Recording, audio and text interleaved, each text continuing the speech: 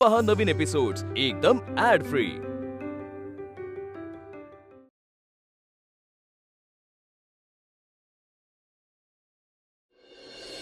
तर 4 रोट्या झाल्या, आता 5वी रोटी कोण भरणार आहे? ओय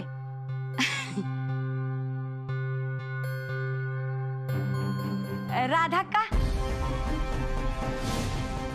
तुम्ही या ना, वटी भरा या। मी? अहो भाई तुम्ही या ना, या या।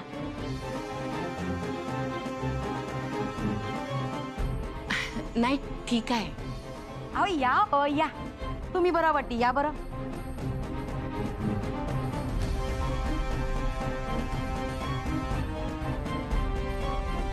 आले।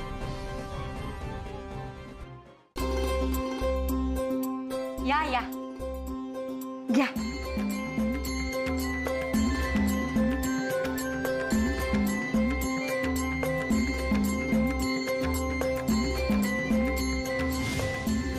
गावदेवीची ओटी भरायचा मान देखील माझ्याकडनं हिसकावून या राधीला दिला, आणि आता इथं देखील तेच।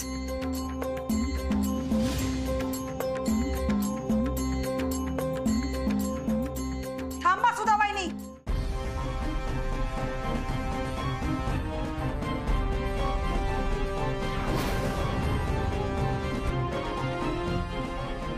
अहो हिची सावली बी तुमच्या सुनावर पडू देऊ नका।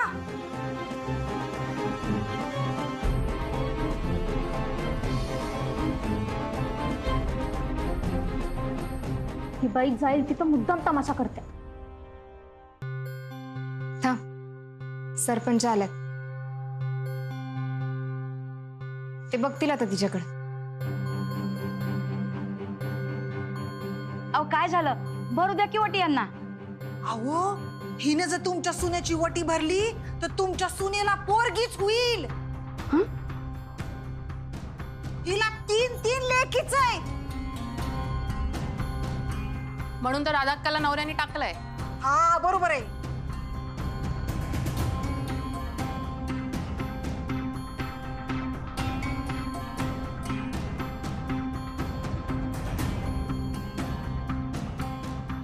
माझ्या सुनेला बी पोरगा होण्याची समधी लक्षणं होती, पर परवा हिच्या हातनं तिचं बाळणपण झालं ना, तेव्हा पोरगी झाली। म्हणून सांगते, हिच्या हातनं तुमच्या सुनेची वटी भरून घेऊ नका। हो नाही तर काय, नाही म्हणजे हात दाखवून अवलक्षण करायचं असेल तर बघा बाबा, म्हणजे कसं काय। बरोबर आहे।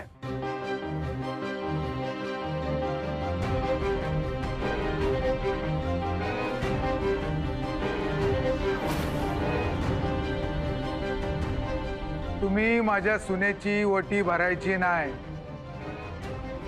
अहो पर हे बघा, यो जरी बायकांचा कार्यक्रम असला ना, तरी अशा बाईकडून मला सुनेची वटी भरून घ्यायची नाहीये।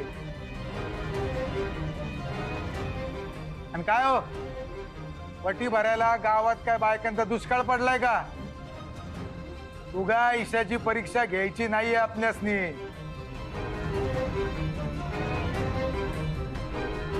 यामिनी बाई, तुम्ही वा पुढं। वटी भरायचा मान तुमचा। होय होय।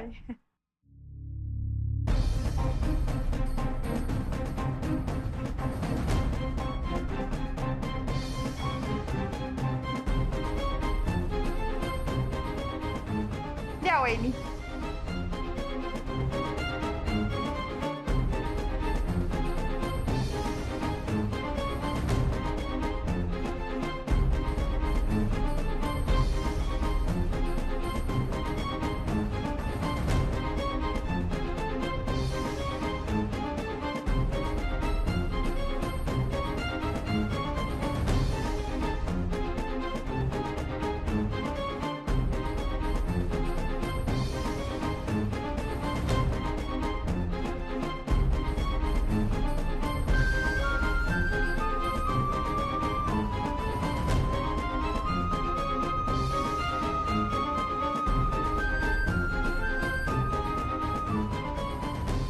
राहू दे.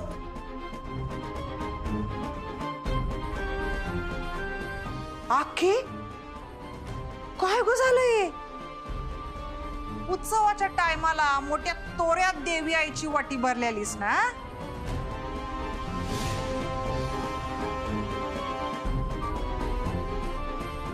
आता मनातनं लय जळायला झालं असेल ना व?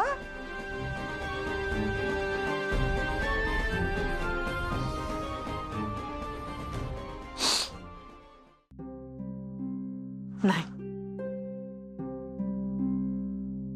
मला काय बी राग नाही आलाय. फक्त त्या दिवशी मंदिरात जे काय झालं त्याचं उट्ट निघालं असं समज आणि मनातली आडी तेवढी काढून टाक बघ.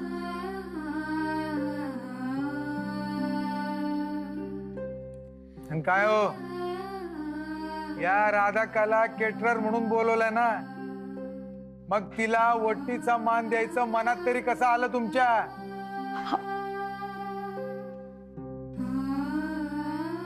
तुमचं काम झालंय ना, मग हिशोब द्या, निघायचं बघा.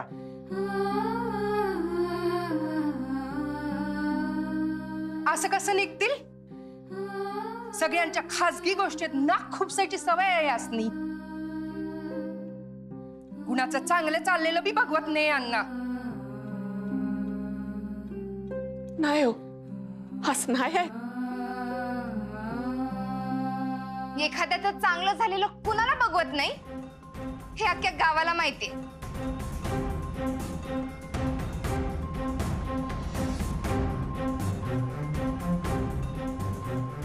आणि आम्ही आमचं कामच करत होतो. आई स्वतःहून गेली नव्हती वटी भराय. आईला वटी भराय सांगितलं तेव्हा ती गेली. आणि वटी भरून घ्यायची नसेल तर नका घेऊ, पण नाही ते बोलू नका. मी ऐकून घेणार नाही.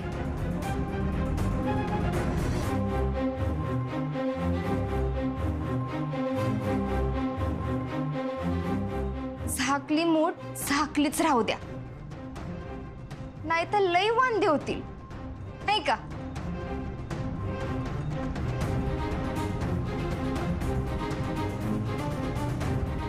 आणि काय हो, तुम्ही तर सरपंच आहे ना? अहो, बोलताना जरा विचार करा. पोरगा असलेलं चांगलं, पोरगी होणं वाईट. पोरी असलेल्या बाईची सावली पडली तर पोरगीच होते, अशा अंधश्रद्धा जर सरपंच आणि समाजसेविकाच पसरवायला लागल्या ना, तर लोक तेच मानून चालतील.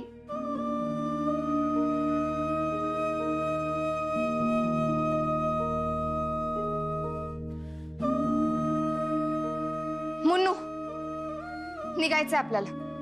चल. आणि तुमचा वैयक्तिक राग मी समजू शकते, त्याच्याबद्दल काही हरकत नाही.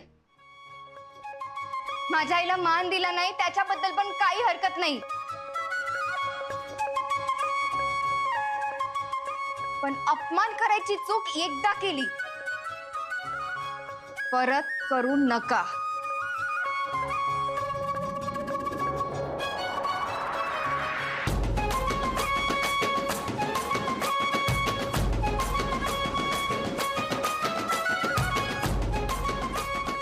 चला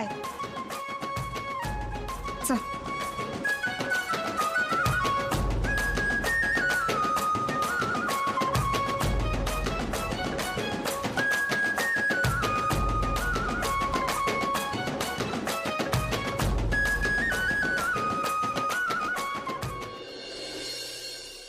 आणि बरं का खोत साहेब, आमच्या घराच्या ताब्यासाठी नंदाताई आणि सरपंच दोघांनी सपोर्ट द्यायचं ठरवलंय.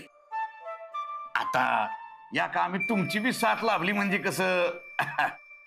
अहो, हे काय बोलणं झालं होय?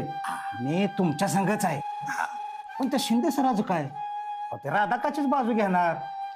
आणि मेन प्रॉब्लेम म्हणजे ती आसमी हुशार आणि आगाव पोरगी आहे. आपल्या समजासनी ती पूर्ण उरल. तुम्ही त्याचं टेन्शनच घेऊ नका खोत साहेब. त्या आसमीला गावकीपासून दूर कसं ठेवायचं आणि त्या शिंदे सरांची दुखरी नस कशी दाबायची, दोन्ही कामं माझ्याकडे लागली. हो, मग बेस्टच झालं की.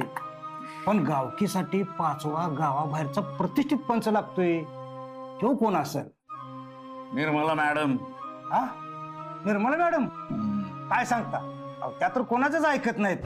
अहो मग त्या तुमच्या बाजूने निकाल देतील कसा? ते यामिनी बघून घेईल. आणि कसं आहे, यामिनीने एकदा ठरवलं की ठरवलं, मग होतं कसं, यामिनी म्हणेल तसं.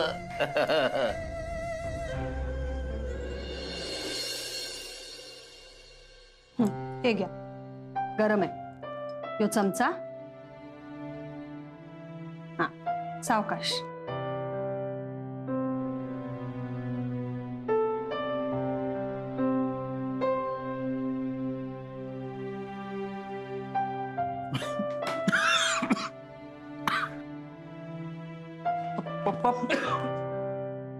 पप्पा सावकाश सावकाश.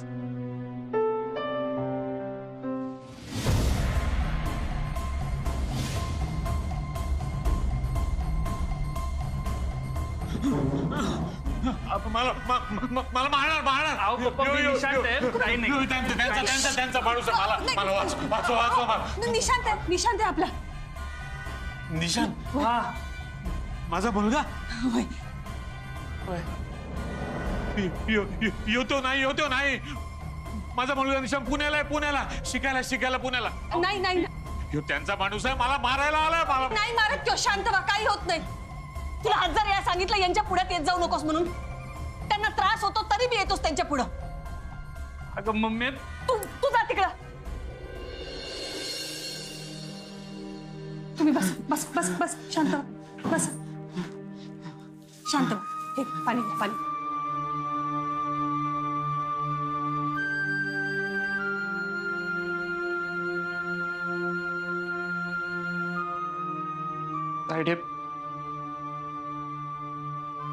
पप्पासनी जरी आठवत नसेल की मी त्यांचा मुलगा आहे,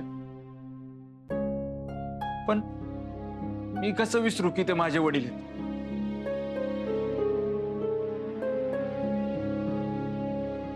तू नको त्रास करून घेऊस. तुला माहिती आहे ना सगळं.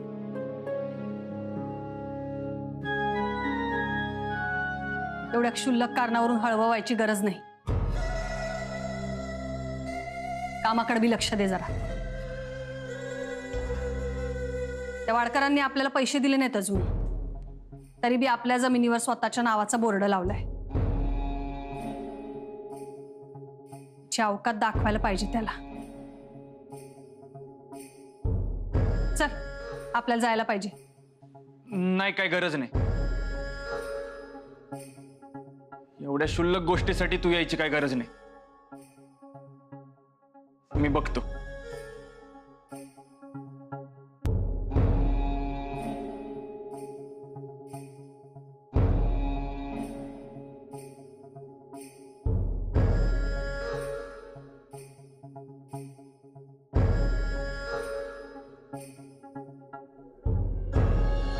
मी जसं सांगितलंय तसंच करा. तांबड्या पांढऱ्या, वाडकरच्या इथं पोचा लगेच. त्याला तिची लायकी दाखवायची. तुम्ही इथंच थांबा.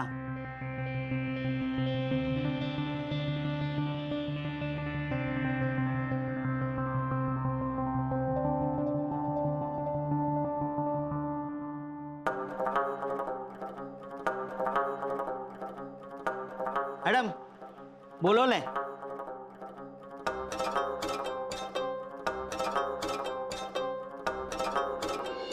मॅडम आलं.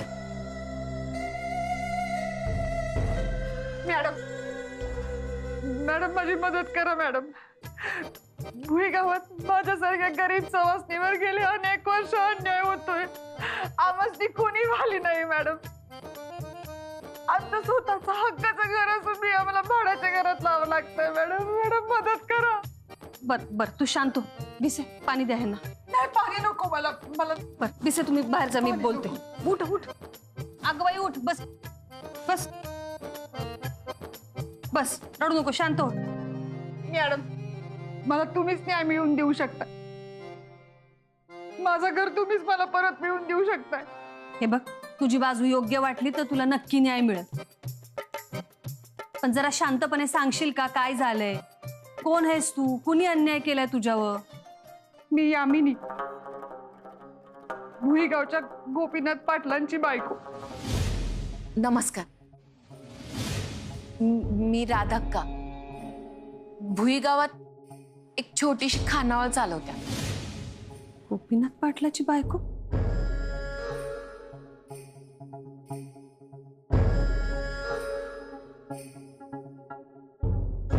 गोपीनाथची पहिली बायको राधाक्का, दुसरी बायको तू, जिच्यासाठी गोपीनाथनं राधाक्काला सोडली. नाही नाही मॅडम, तसं काही नाही. ते खोट आहे. समजास ती तसंच वाटतंय, पण ते खोट आहे. तसं नाही. खरं तर राधाक्कानीच सोडलंय गोपीनाथ रावासनी. म्हणून त्यासनी मी आदर दिलाय. ती नवऱ्या संग राहत बी नाही, संसार बी करत नाही, आणि काडी मोड देऊन त्यासनी मोकळं बी करत नाही. एखाद्या नवऱ्यानं बायकोला त्रास दिला, अख्खं गाव तिच्यासाठी जमते, तिच्या मदतीला धावते आणि तिला न्याय मिळवून देते. पण हेच एखाद्या नवऱ्याच्या बाबतीत झालं तर, ती बायको नवऱ्याला त्रास देत असेल तर? आणि तुमचा नवरा नाही आला तुमच्या संग? ते माझ्या संग राहत नाहीत. त्यांचा माझ्या घराशी आणि माझ्या खानावळीशी काय बी संबंध नाही. या राधाक्काच्या त्रासाला वैतागून लय प्यायला लागले ते. वय, इथं येऊन बी दारू पिऊन तमाशा केलेला त्यांनी. माफ करा. अहो, तर त्यांच्या वतीनं मी नाक घासून तुमची माफी मागते. मला माफ करा. अगं बस माफ बस करा, बस. अशी चूक पुन्हा होणार नाही. ते लय वैतागले. बस त्याला बस. कळना झालंय ते. बर बर, केलं माफ. मॅडम, ती राधाक्का दिसायला गरीब आणि सोज्वळ आहे, पण तिचा स्वभाव वेगळा आहे. मला जरा पैशांची अडचण आहे. आता जर मला माझी खानावळ आणि घर वाचवायचं असेल तर लवकरात लवकर 10 लाख रुपये परत करावं लागेल. राधा काकाला पैसे घेऊन गेलेलो, पण तिने पैसे घ्यायला नकार दिला. इथं राधाक्का विचित्र वागलेली मी तर माझ्या डोळ्यानं बघितलंय.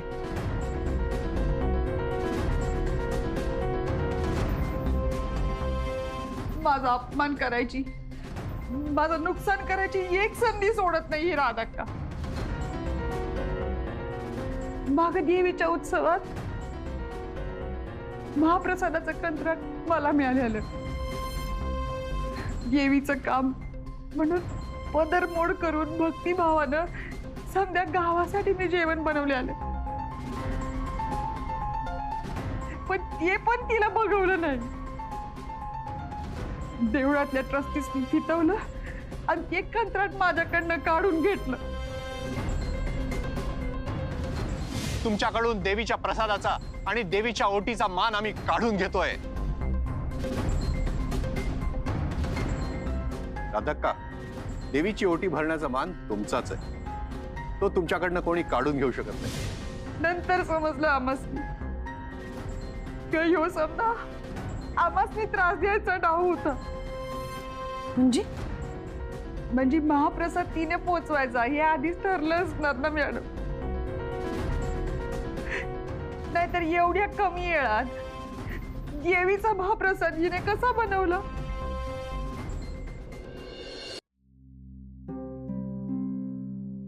उत्सवात यामिनीचा अपमान झाला आणि वटी भरायचा मान मला मिळाला. आता सरपंचाच्या घरी त्याचा बदला घ्यायचं समाधान यामिनीला मिळालंय. माझी त्याच्याबद्दल काय बी तक्रार नाही. फक्त एवढंच मागणं आहे देवा, आता तरी यामिनीतली द्वेषाची आणि सुडाची आग शांत होऊ दे.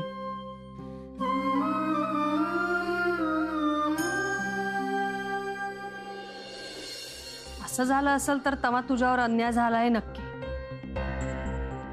पण गावकी घर हक्का संबंधी आहे. तेव्हा आम्ही 5 जण बसून तुमचे घरचे कागदपत्र बघू, दोन्ही बी बाजू ऐकू, आणि तुमची बाजू खरी असेल तर राधाक्काला घर सोडावंच लागेल. वय वय मॅडम, जे काही होईल ते खऱ्याच्या बाजूने होऊ दे. मला दुसऱ्या कुणाचं काहीच नको. मलाही ना कारण दुसऱ्या कुणाला त्रास नाही द्यायचा. फक्त जो काही निकाल लागल तो खरा लागू दे, एवढीच विनंती आहे. तुझी बाजू खरी असेल तर तुला न्याय मिळवून देईन, तो शब्द आहे माझा.